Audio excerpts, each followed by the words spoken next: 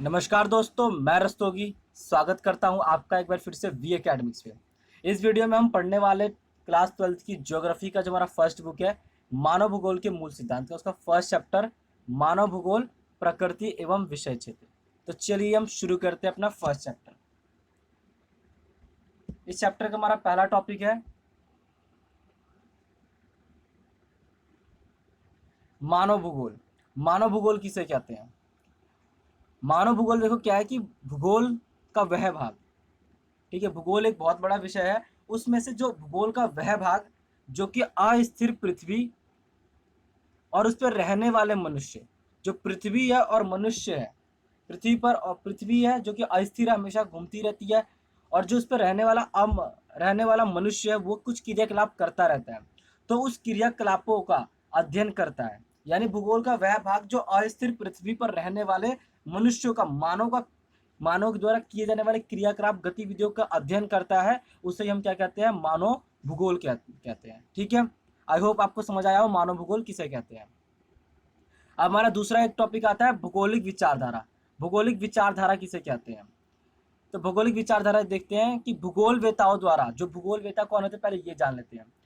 भूगोल वेता क्या होता है? जो भूगोल का अध्ययन करते हैं और उसके बारे में, भूगोल के बारे में रिसर्च करते हैं और कोई रिसर्च को पब्लिश करते हैं, कोई नई चीजें बताते हैं भूगोल से संबंधित, तो भूगोल वेता कहते हैं। जैसे विज्ञान में वैज्ञानिकों, विज्ञान के ज्ञाता को वैज्ञानिक कहते हैं, गणित के ज्ञाता को गणितज्ञ कहते हैं, वैसे भूगोल के ज्ञाता को भूगोल वेता कहते हैं। तो भूगोल वेताओं द्वारा प्रकृति और मानव के संबंधों के बारे में जो विचार प्रकट किए जाते हैं ना, उन्हीं विचारों को हम क्या कहते हैं? भौगोलिक विचारधारा कहते हैं। यानी भूगोल वेता जो मनुष्य और प्रकृति के बारे में जो विचार प्रकट कर रहे हैं कि कैसा कैसा संबंध है प्रकृति का और मानव का, तो उन विचारों को हम क्या कहते हैं? भौगोलिक विचारधारा कहते हैं। आई होप आपको समझ आया हो। इस चैप्टर में हमको 3 भौगोलिक विचारधाराएं पढ़नी है, तो चलिए ये एक एक करके पढ़ते हैं। हमारी जो पहली भौगोलिक विचारधारा वो है नियतिवाद या फिर निश्चयवाद। ठीक है, इस विचारधारा को दिया किसने था पहले वो जान लेते हैं। तो इसको प्रतिपादित किसने किया था? रीटर, हम्बोल्ट और रेडजल ने। ठीक है, रीटर, हम्बोल्ट और रेडजल ने इस विचारधारा को दिया था। इसके अनुसार क्या है कि मानव जो था ना, शुरू में प्रारंभ क्या था? आदिम अवस्था में था। मानव क्या था? आदिम अवस्था में था। उसने खुद को प्रकृति के अनुसार ढाल रखा था।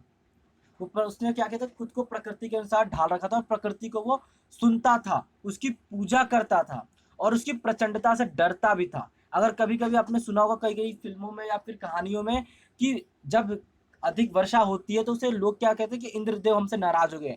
तो उस वक्त इस अवस्था में क्या था मानो? उस वक्त इंद्र वर्षा को ना इंद्रदेव का प्रकोप मानता था वो।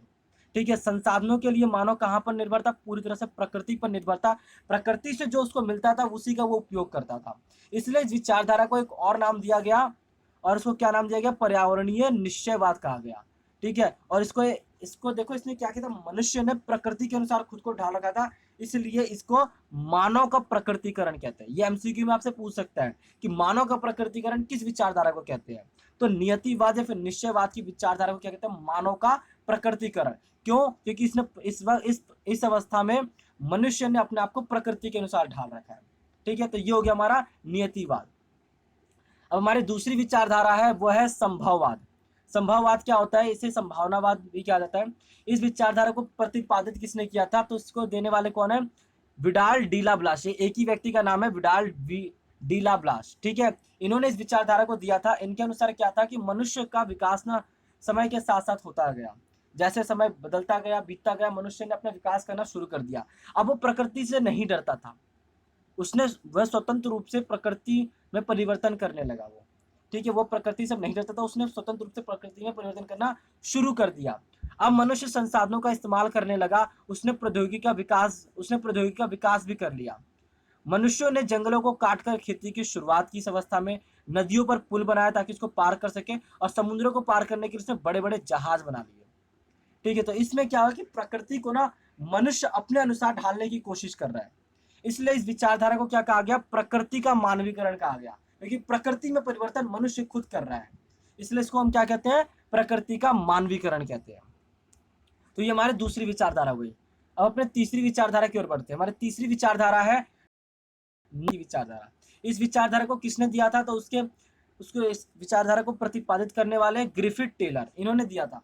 इनके अनुसार इनका कहना है कि जो मनुष्य है और जो पर्यावरण है, पर्यावरण ना तो पूरी तरह से निश्चयवाद है और ना ही मनुष्य पूरी तरह से आजाद है।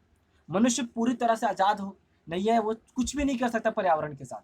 अगर वो प्राकृतिक नियमों के साथ खिलवाड़ करता तो उसको लंबे समय तक उसके भीषण परिणाम भुगतने पड़ सकते हैं। ठीक है, तो इसमें इसने कहा गया कि मानव केवल प्राकृतिक नियमों को समझते हुए उसका पालन करते हुए प्रकृति में परिवर्तन कर सकता है, तभी वो आगे जीवन व्यतीत कर सकता है अपना। मानव जीवन के क्रियाकलापों से अगर प्रकृति को नुकसान पहुंचने लग जाए तो मानव को उसी वक्त रुक जाना चाहिए। हम ऐसी अगर हमारी गतिविधियों से प्रकृति को नुकसान हो रहा है तो हमें क्या, तो ये विचारधारा कहती है कि हमें उस वक्त रुक जाना चाहिए। ठीक है, और ये जो विचारधारा है ना नव निश्चयवाद, ये जो हमारी पहली विचारधारा थी नियतिवाद और दूसरी विचारधारा संभावनावाद, इसके बीच का रास्ता प्रदान करता है, इसलिए इसको क्या कहते हैं, मध्यम मार्ग कहते हैं, और इसको रुको और जाओ विचारधारा भी कहा जाता है। तो ये हमारे तीनों विचारधाराएं हो गई। नव निश्चयवाद हो गई, पहला हमारा था नियतिवाद, पहली हमारी विचारधारा नियतिवाद, दूसरी संभावनावाद और तीसरा नव निश्चयवाद। ये तीन हमारी विचारधारा है इस चैप्टर की। चैप्टर छोटा है इसलिए यहाँ पे हमारा खत्म हो जाता है। आई होप आपको समझ आया हो। वीडियो अगर आपको अच्छी लगी हो, आपको समझ आया तो ज्यादा लाइक करिए और ज्यादा लोगों के साथ इसको शेयर कीजिए। और हमारे चैनल पर अगर नए आया तो हमारे चैनल को सब्सक्राइब जरूर कीजिएगा। मैं मिलूंगा आपसे अगले वीडियो में, तब तक के लिए जय हिंद, जय भारत।